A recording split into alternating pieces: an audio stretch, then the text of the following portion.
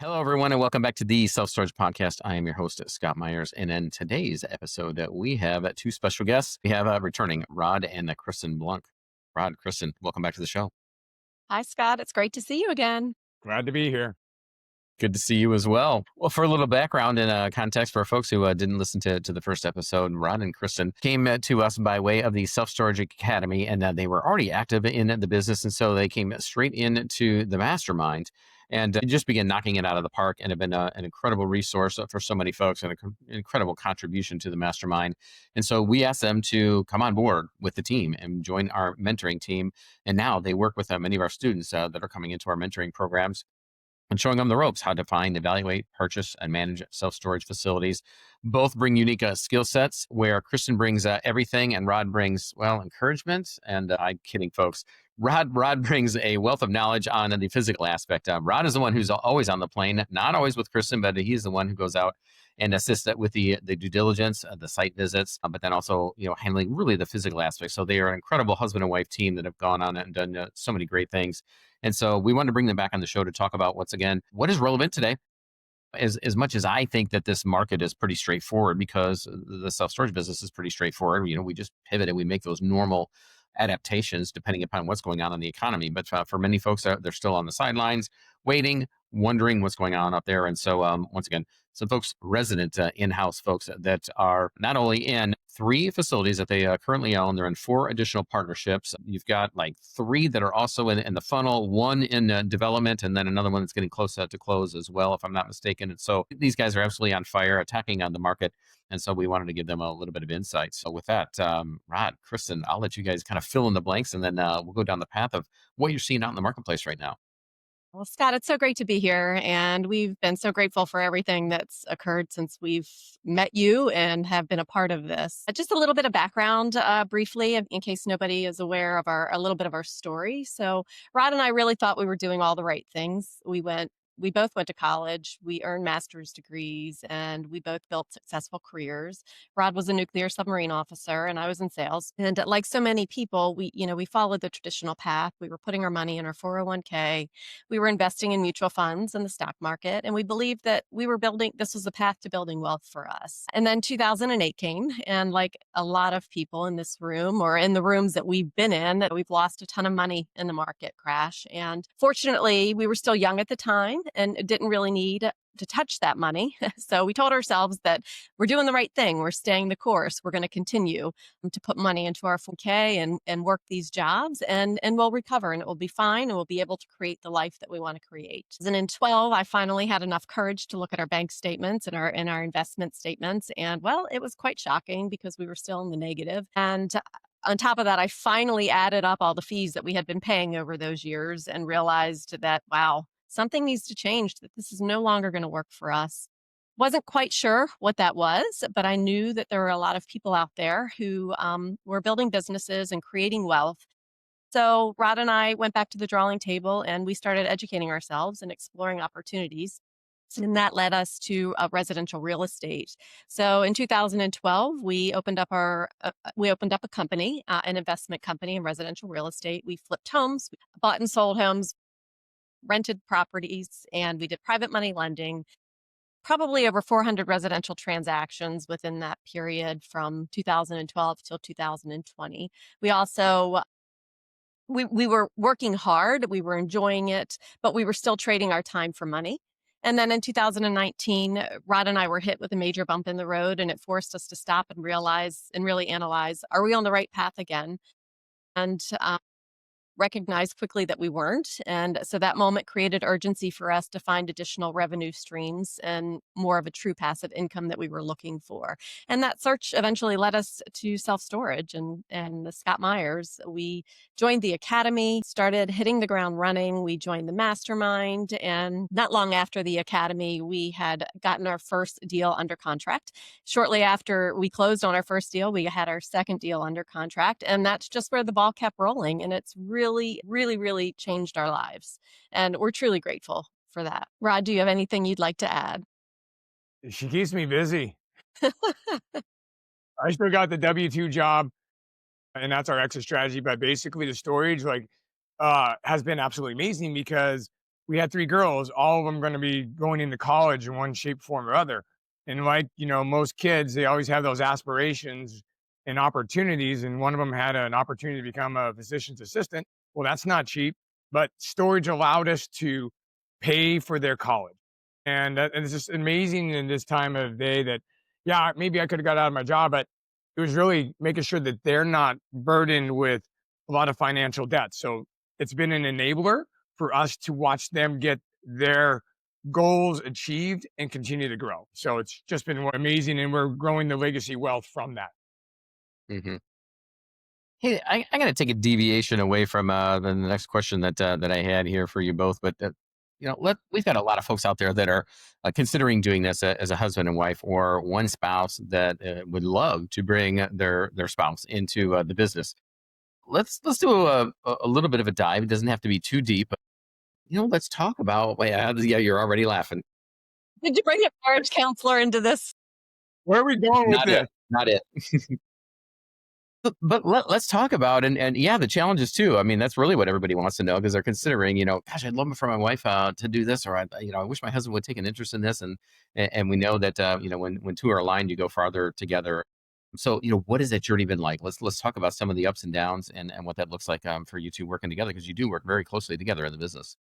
We do. And there's pros and cons, just like with every partnership, right? So I think for me, I had more flexibility in the beginning. So I hit the ground running, and it was me who was doing a lot of the work. Rod was still supporting the family. He still has the W-2 job. So his time was more limited than mine. And I would always have him be a part of it. His skill sets are very different than my skill sets, which I think helps us be successful, honestly. And we hold each other accountable. But I was always out looking and doing things, and he was kind of in the background. And now, he's gotten more interested, and he's definitely taking a much greater role now than when we started on this journey in 5 years ago, right? And so now it's really interesting, because I'm starting to see him take the lead on a lot of the things that I was doing before, which is great. And as you navigate this, right, you really start figuring out who's good at what, and let's figure out what your gifts and your unique abilities are, and that's what you focus on, and then I'll focus on mine, and then we'll fill in the gaps with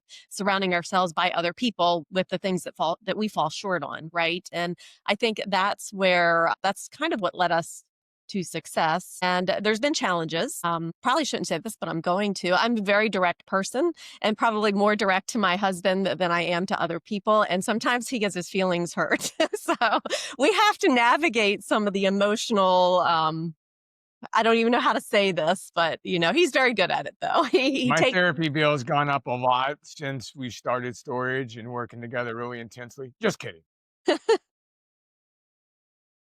Actually, I Well, want the to just good news expand is on. Let's put it like this, Scott. Kristen's the Mhm, realist, Rod's the yeah. optimist, right? So, but that team actually Hmm. works really well together, because I will push her to relook at some of the stuff and challenge where it can be, as opposed to saying, well, it's not there today. I agree. Well, let's stop saying that it's not there today, agree to disagree where we want to go with it, and actually talk about it. And that's where you see a lot of the younger, like the husband wife. Even this past weekend, I was with the father daughter on a site visit. That opportunity to continue to say, okay, what do we accept as a potential risk for optimism, and what do we accept as this is truly realism of what it's going to be.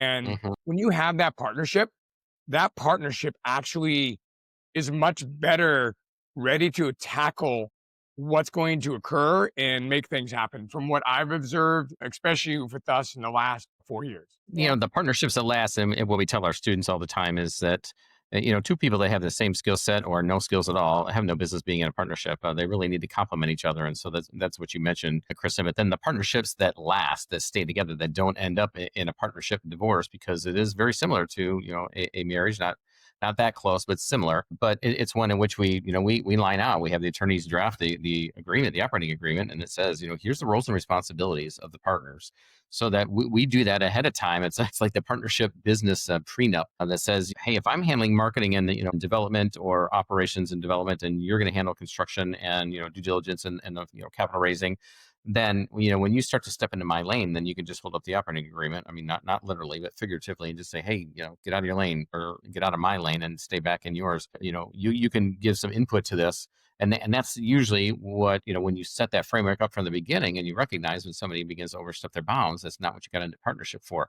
Now, that may work in theory with a marriage, but I am also married to my partner, and it's a little bit different, because it is one bank account that it goes into. At the end of the day, when it's partners, it's two, and you make these decisions, and there's a little bit of risk. But when it's in the family, it's a little bit different. So what type of guardrails have you set up, or operating ground rules, if you will, or operating procedures, Rod, being in the military, that you have put in place in this partnership to make sure that you don't overstep those lines, and that it truly stays, as much as it can, a business relationship versus a marriage? So, as Kristen said, it's led to some conversations, right? As a military guy, you get the thing, okay, you're attacking me, I can handle this.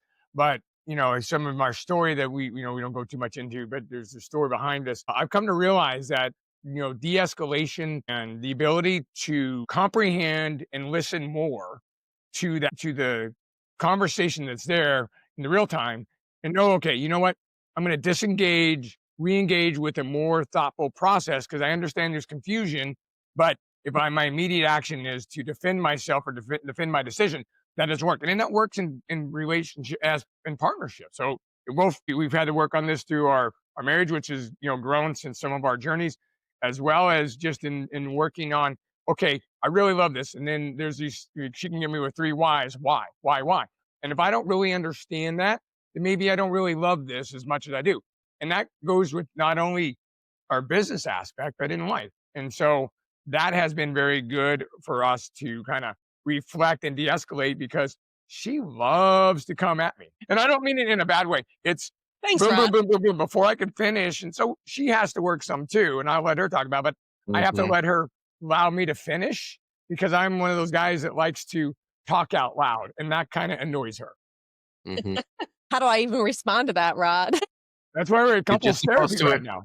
You're just supposed to agree with him, Kristen. That's how a Exactly. good partnership and marriage works, right? Rod is a very passionate, emotional person, and I more of black and white. I want to see the numbers. I want to make sure it's work, set the emotions aside. And so we have to navigate through that. And we've learned as a couple, as a partnership, and as somebody who's married as well, how do we navigate that? How do we really separate the emotions from what the true picture is telling us, so that we know, should we move forward or not? Rod's great with numbers. He's great at problem solving. But if I can't see the path and it's not clear to me, then I shut down immediately. And then he's trying to build that case back up for him. Right. So,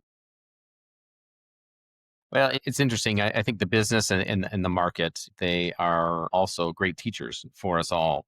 So as you've gone through this process, then, as partners, what are some of the wins and the challenges that have now shaped who you are now, and how you approach your investing strategy, and how you approach the market? go ahead, Rod. You got us with a good one there. You want that one first, honey? Oh, You start. It's okay. I don't know if I can. How does it, with the numbers? Where the market is, from my perspective, is we're at a time where there's 2 things happening. One, we had a whole high inflation and stuff like that, which caused a lot of folks to slow down. It's caused us to slow down. We couldn't start our ground up development, because the numbers, it's math.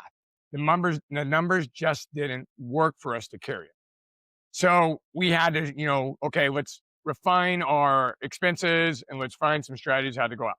Well, it's a shift, right? Now the inflation's coming down, the rates for borrowing money are getting better. So the mindset is, okay, we see the trend, we've gotten rid of some of the initial roadblocks. What is actually there? And the growth and understanding the business, and that's where that, like, the mentoring, or just having done this for a while, is, okay, what does the market tell me? What's inside that market that's saying, I'm ready to grow, or I am growing and I'm starting to grow? And you're seeing a lot of these trends that says, you know what? Time is now.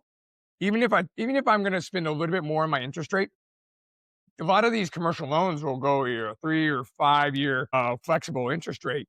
That interest rate, if market continues like it is based on trends, it should be dropping. So you got a little bit more assumption of risk. But if you evaluate it on that assumption of risk, but you also evaluate what are my risk tolerance on the high end, you should be looking really hard right now. Now, that's one side, and that's all the financial. The other side of the market is hey, people don't get younger. And what's amazing in the market is there's probably 16,000 mom and pop self-storages that are going to come on market because they are at the 60 to 65 years old. They really don't want to own and operate anymore. They're like, you know what, I'm just ready to retire and go see my grandkids.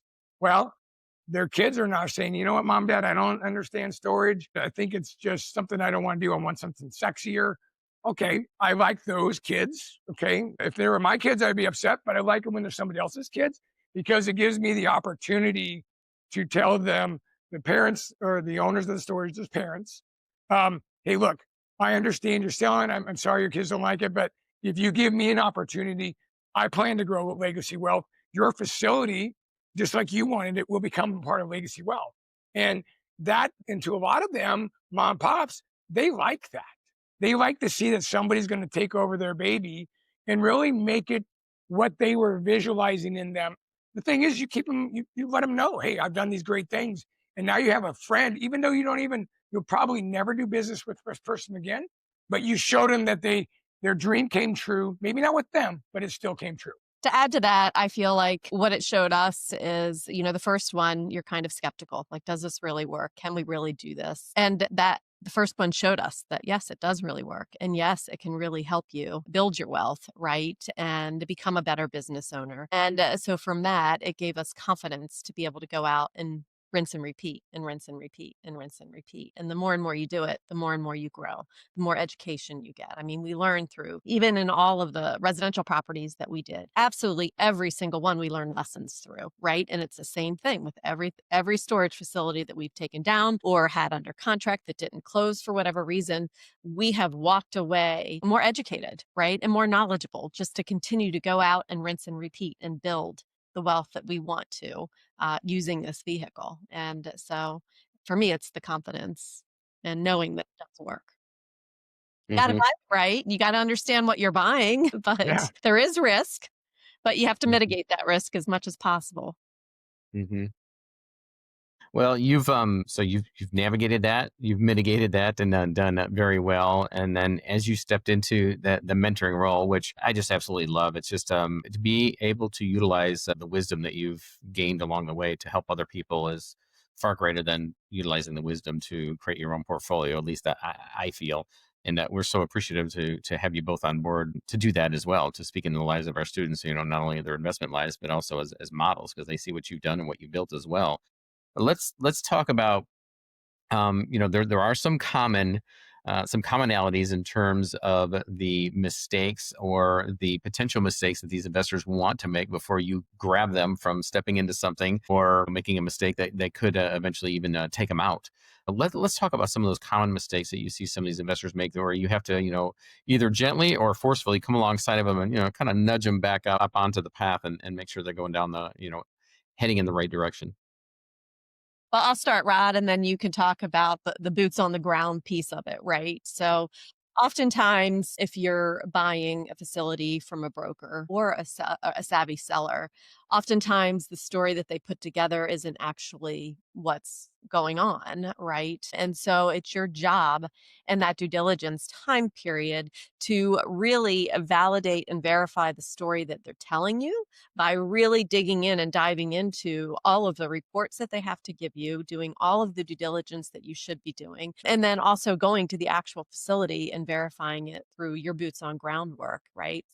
It's your job to understand all of that and put that story together because you're going to be the owner and make sure that what they're telling you makes sense. And if it doesn't make sense, then what does that look like from your perspective, from an operational standpoint and a purchasing standpoint? So oftentimes, for instance, the broker a few months before they put it to market, the seller may increase their street rates, right? So it looks like, and then they're basing their pro forma off of their street rates. And then when you get the rent roll, you're identifying that, oh my gosh, yes, they have these lovely street rates, but the people currently paying these rates, it's significantly different and significantly less. So your overall, gross potential rental income at that point in time is much less than what the broker's showing you. And so it's been a joy for us to come alongside some of your students, Scott, and show them how to actually break down a rent roll and how to read it and how to extract the information that's in there that it's telling you, right? And what are you actually buying?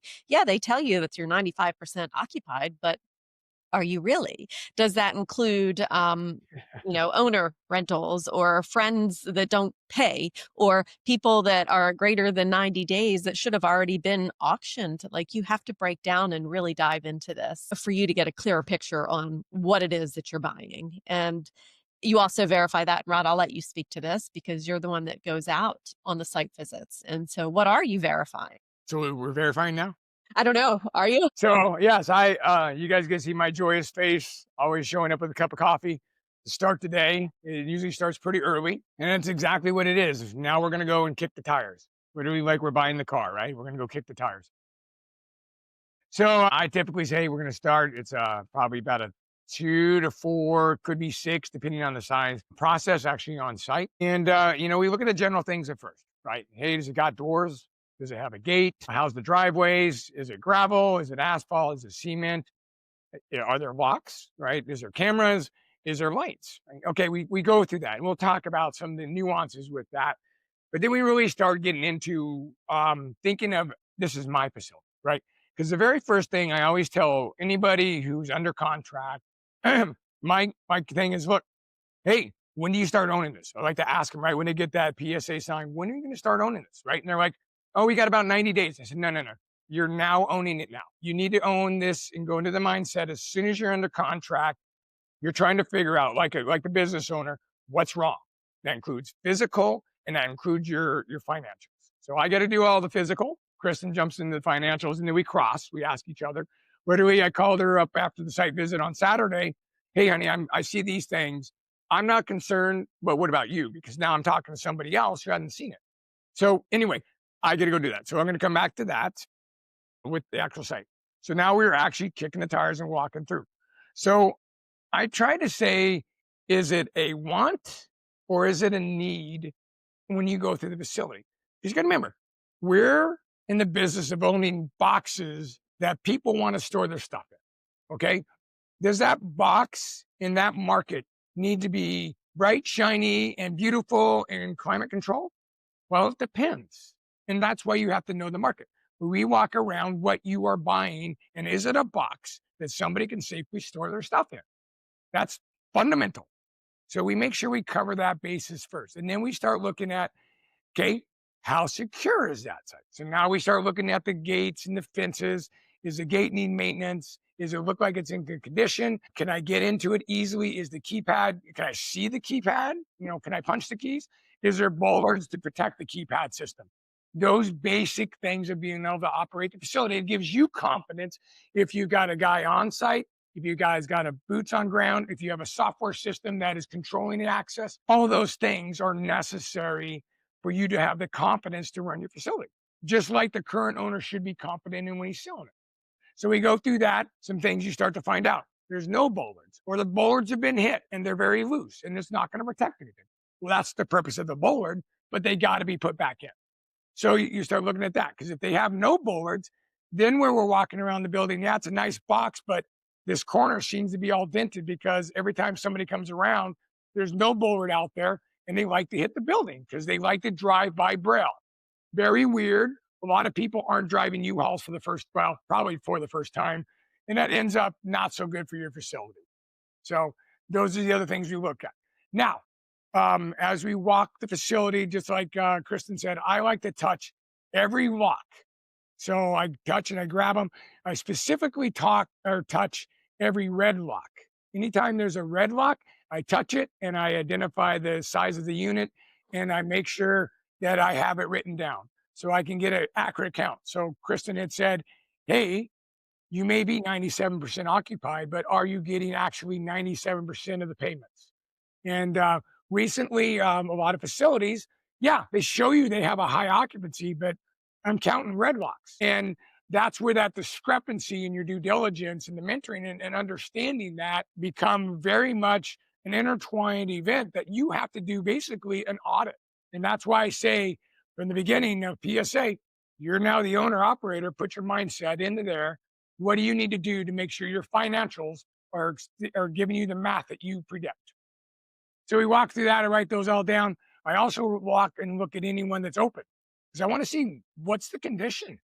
What and then the way I look at this and the way I tell the operator or the future owners is, hey, look, this guy, he's so excited or down. They're so excited to get your storage because storage is the best thing to store in, right? I want to store my stuff in this box.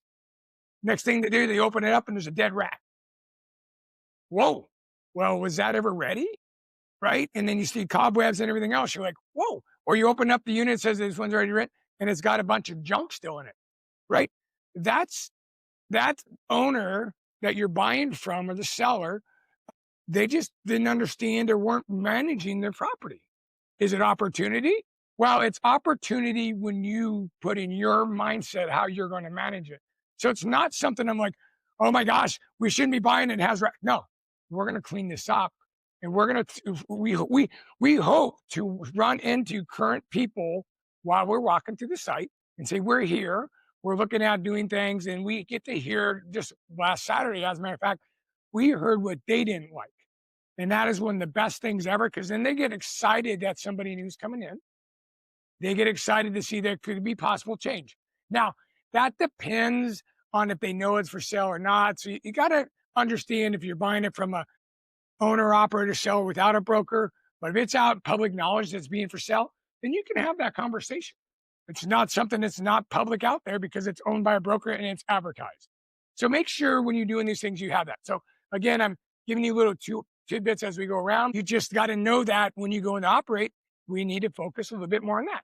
And they'll see that and they're like, hey, they're proactive. And it happens. So that's one thing. Now, let's talk about some really interesting things. So when you go and do a site visit, you're thinking, man, this owner or seller, they're ready to sell this site. You're driving around. I've drove several of them before people get there. Next thing you know, I find these furniture. And it happens, right? You have people moving in and out all the time.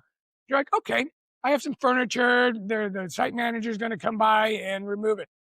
Well, why I'm bringing this up, the furniture I saw on this site visit, it had grass about halfway up the furniture. And the property was recently mowed. So I'm like, well, the contractor mowing the furniture seems to be more active on the property than the site manager. So again, am I scared? No. Is it opportunity? Yes. If I'm going in as an owner, I'm probably not keeping the management. Something to consider. So you look at that. We look at the locks, look at the locking mechanisms, cameras. So this is kind of interesting. So when you're buying a facility, you see the cameras, but sometimes you may or may not be able to see what the actual camera screens are. So I'm like, first question I ask is, well, can you get a camera shot before we get there so we can verify that this camera is actually looking at the facility? Because sometimes when they go and look at it, I'm like, well, gosh, that must be a beautiful sunset that camera gets every night because it's not looking at the facility at all, right? So we started addressing that issue so that when you get through it, you can make sure you can adjust those cameras. Lights. So when you do a site visit, it's during the day. When do you do a light visit? Well, do people think about that? They should. And everyone I try to get to, I try to make sure I get there to see it at night. And if I'm not staying over because the time doesn't allow me to, they're driving and sending me photos. So I say, yes, we may want to put some lights here. We may want to put some lights there, just so that their situational awareness is. We look at the sign. I mean, Scott, I couldn't believe it at some of these facilities I've drove to with some students. The site's falling down. No wonder there's nobody buying. They don't know who to call.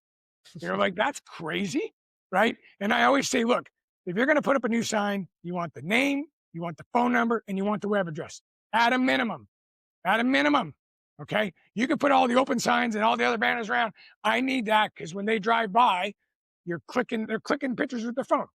So they know where to click. So that's another thing. The other thing I like to do is I like to just sit back and see if the site is peaceful. And when I mean if the site is peaceful, I said, do I hear road noise? Now everybody goes, oh man, yeah, I like no road noise. Not in storage, folks. you want a lot of road noise. That means people are driving by that site. They're either on their way to work or on their way home, or they're commuting through there for some reason. That's giving you visual advertisement. And it also shows you that they're more likely going to rent from you than, say, the one facility I went to where there's not even a 2-lane road. To get to it, I had to drive through a neighborhood. And when I got there, although it had, I think, 300 units, nobody's going to see it. Nobody's going to come by it, as opposed to the one that was its competition about a half mile away on the 4-lane highway. Something to consider. So those are other things. Finding cars on the sites, talking to make sure how those cars are going to get removed, making sure that's written in the contract. Just recently, we were looking at drainage. Drainage is very important on a self-storage facility. So, and here's the kind of things. When I walk this facility, I'm looking at the doors. And if I see that there's sand kind of going up to the doors and it's stuck, there's two things. One is, the person's not been in there, which, you're like, oh boy, he hasn't been in there. He hasn't seen if there's gotten any water in it. But also, why am I allowing water to get into the facility potentially? So I have to look at those things and talk to them about grading and gravel or grading that goes in here, or is it because it's the gutters are not clogged or clogged and the downspouts aren't working, right? Downspouts, they like to get hit by trucks. So you gotta pay attention to that. We mark it and we're taking photos of all this. So that's the thing. You're like, okay, was this disclaimed in the actual broker write-up? And because sometimes they don't think about it, right? They're just visually doing it, writing it up. No, we go into deep and we bring back that kind of information. And those are just kind of interesting. I mean, I found pianos. I found, empty lockers that are supposed to be locked. That's the whole process of the audits. We come back and we regroup and we figure out, okay, let's make a decision. Is this a good facility or is it a bad facility? Let's go back to the basics. Are we buying metal boxes to rent storage? Yes. Do all the metal boxes, 99% of these do that? Yes. Okay. Let's talk about the things that aren't identified that we should be either getting some type of seller changes in the numbers. And that's where that discussion is. Because sometimes, guess what? Sellers didn't know either. So That always amazes me. There's plenty of things that we found that we presented to the seller, and they were just hands off, which is a part of the reason why they're selling it. Or handed over to a manager who was a relative, and that person wasn't minding the store either. And so that is why we do our due diligence, and that's why Storage Nation, you absolutely have to go out and conduct a site visit. No longer. I don't know there was ever a viable investment strategy, but we know many that brag about the fact, well, I bought this facility sight unseen, and they think for some reason they're so busy, and it's in other states that that's a good thing. Well, it's never a good thing. It's not a good thing for you when it's your own money or the bank's money, or certainly if you're bringing any partners or investors in as well, which is why we go through this. And so I'd like to do this as we wrap up, guys.